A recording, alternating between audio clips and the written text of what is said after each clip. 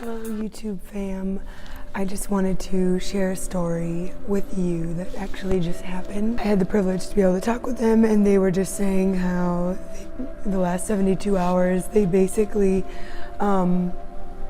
gave their life to Satan, but so they were just talking, and through a conversation they had explained how they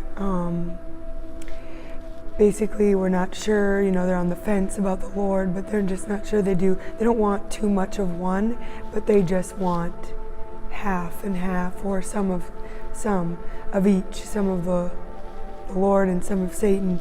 And they just wanted balance in their life, they said. And so they're just kind of calling to tell their story, and to me. And I just asked them, I asked him a few different questions. I was just having conversation with him.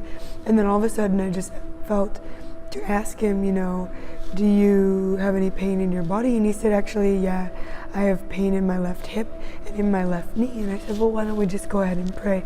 And so I feel like right then the Holy Spirit spoke to me and said, don't try to talk him into anything, because a little bit before that we were talking, and I was like, well, do you want to give your life to the Lord? And he said he didn't really want just all of one, that he just really wanted, he likes balance in his life. So not just Satan or not just the Lord, but a little of both.